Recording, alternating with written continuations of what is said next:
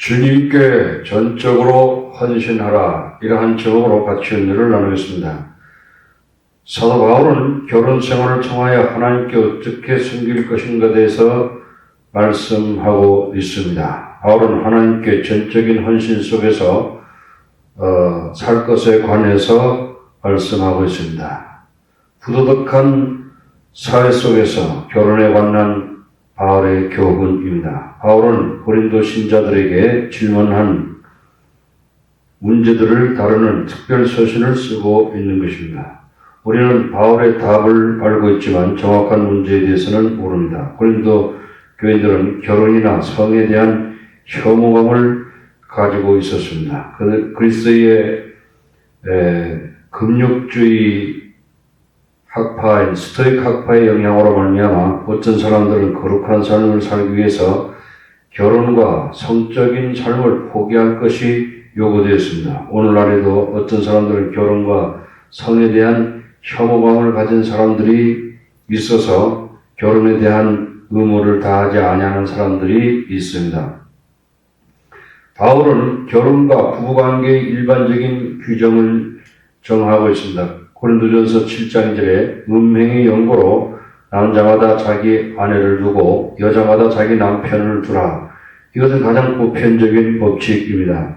한 사람은 이성 중에 한 사람이 동반자를 택하여 결혼하고 이 땅에 있는 동안에 살아야 합니다. 결혼한 사람을 부부관계를 누려야 하며 하나님께서 그들에게 주신 선물에 만족하며 살아야 하는 것입니다. 그럴 때 성적인 부도덕함과 간음이나 매춘이나 포르노에 대한 유혹에 빠지지 않게 될 것입니다. 사도 바울은 결혼 생활에서 남편과 아내가 결혼에 대한 의무를 다할 것을 말하고 있습니다. 둘 중에 어느 쪽도 이 문제에 대해서 이기적인 관점을 가져서는 안 됩니다.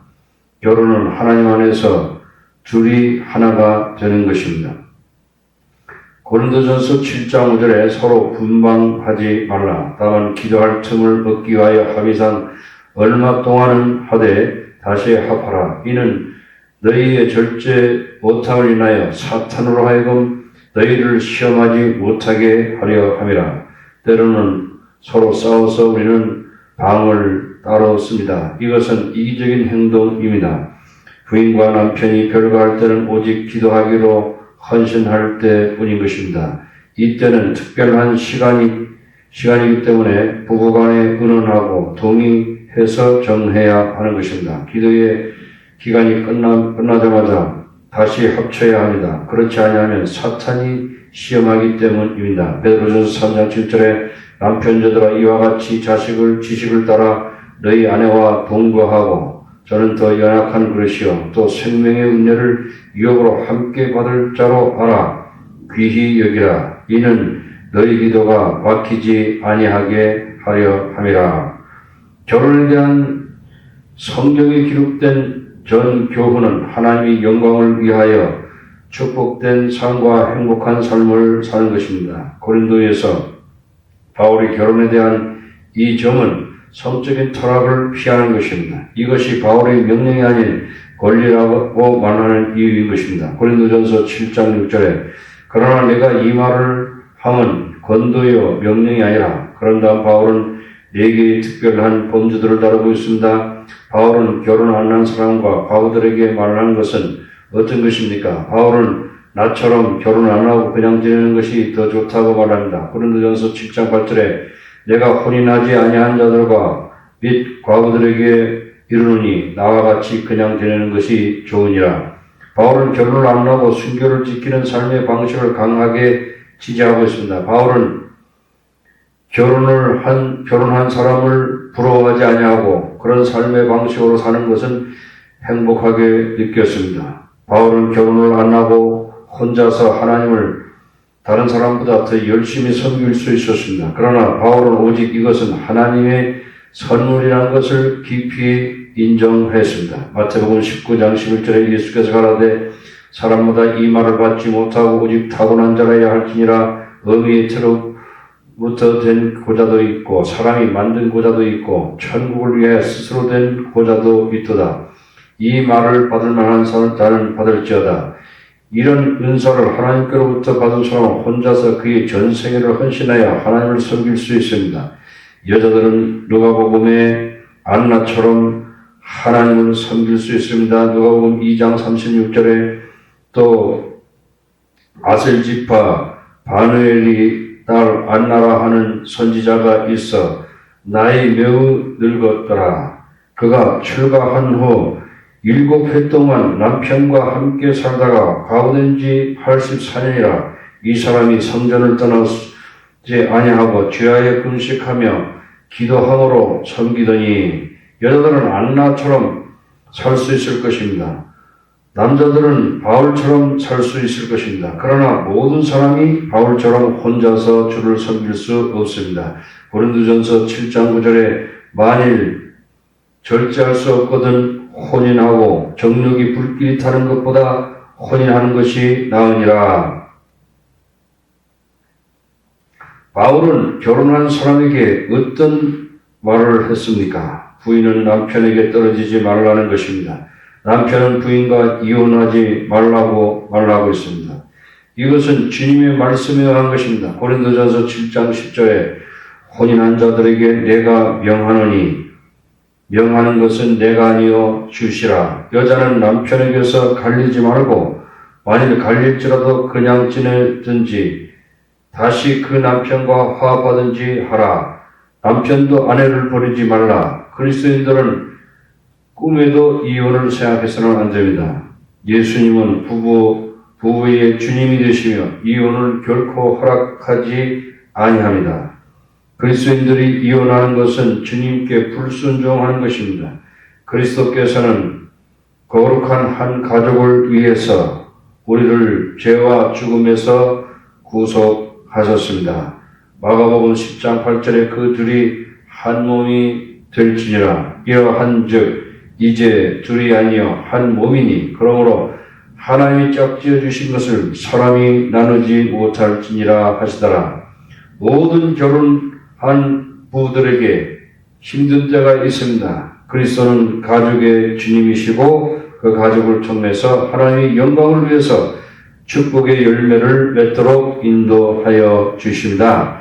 그러므로 신자가 이혼을 생각하는 사람이 있으면 즉시 회개하고 가족을 사랑하고 그리스도 안에서 영원한 사랑과 진리 가운데서 우리를 내주는 가정이 되도록 해야 할 것입니다. 믿지 아니하는 배우자를 가진 자에게 바울은 어떻게 말씀하고 있습니까? 이것은 좀 더 복잡한 것입니다. 신자는 반드시 믿는 자와 함께 결혼을 해야 한다고 성경은 엄중히 경고하고 있습니다. 고린도전서 7장 17절에 오직 주께서 각 사람에게 나눠주신 하나님의 각 사람을 부르신 그대로 행하라. 내가 모든 교회에서 이와 같이 명하노라. 이런 규칙은 교회 안에 두었습니다. 간단히 말하면 바울은 배우자의 성격을 바꾸려고 애쓰지 말라고 강조하고 있습니다. 우리는 하나님의 절대 주권을 받아들여야 하고 우리가 처한 환경에서 하나님을 섬기는 데 최선을 다해야 할 것입니다. 어떤 사람들은 결혼했으면 더 하나님을 잘 섬길 수 있을 것이라고 생각합니다. 그들의 결혼을 꿈꾸고 있는 동안에는 하나님을 잘 섬길 수 없습니다. 결혼한 사람은 혼자 살았으면 하나님을 더 잘 섬길 수 있을 것이라고 생각합니다. 이런 변명을 하는 사람은 하나님을 위하여 아무것도 할 수 없습니다. 바울은 하나님이 주신 형편을 감사하고 지금 우리가 처한 환경에서 하나님을 섬기라는 것입니다. 바울은 하나님이 주신 형편을 감사하고 우리가 처한 형편에 하나님을 섬기라고 하고 있습니다. 고린도전서 7장 20절에 각 사람이 위해서 받은 그 부르심 그대로 지내라. 다시 24절에 말하고 있습니다. 형제들아 각각 부르심을 받은 그대로 하나님과 함께 가라. 종으로 부르심을 받은 것은 매우 어렵고 힘든 상황이다. 그러므로 저들을 힘들게 하지 말라고 말하고 있습니다. 비록 종들이지만 그들은 죄와 사망의 결박에서 벗어났기 때문입니다. 그들은 그리스도 안에서 자유를 얻었고 믿음에서 성장하고 내적인 인격에서 성장하고 있기 때문입니다. 하나님의 이들의 환경을 이들의 유익으로 사용하십니다. 항상 어려움과 어려운 환경을 피하는 사람들은 하나님을 기쁘시게 할 수 없습니다. 고난을 통하여 영적인 성장을 할 수 있는 기회를 잃게 되는 것입니다. 어떤 사람들은 가장 편안한 지금만 찾고 고난을 통해서 인격적으로 성장하고 도전 정신을 배우기를 원치 않을 것입니다. 종들은 자신들에게 주어진 환경을 불평하지 말고 믿음으로 극복하고 성장하고 겸손한 인격을 갖춰야 하는 것입니다.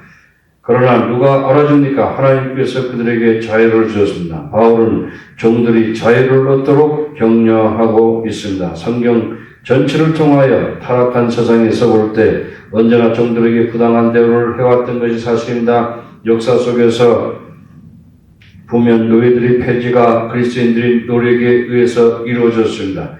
하나님은 이 땅의 모든 부정을 하늘에서 이루어진 것처럼 이 땅에서 모두 멸하실 것입니다. 때때로 그리스도인들이 부당한 조직에 붙잡힐 자가 있습니다. 이런 일이 일어날 때 그들이 우선적인 관심을 하나님께 순종해야 한다는 것입니다. 고린도전서 7장 19절에 할례 받는 것도 아무것도 아니요 할례 받지 아니하는 것도 아무것도 아니로되 오직 하나님의 계명을 지킬 따름이니라. 아멘.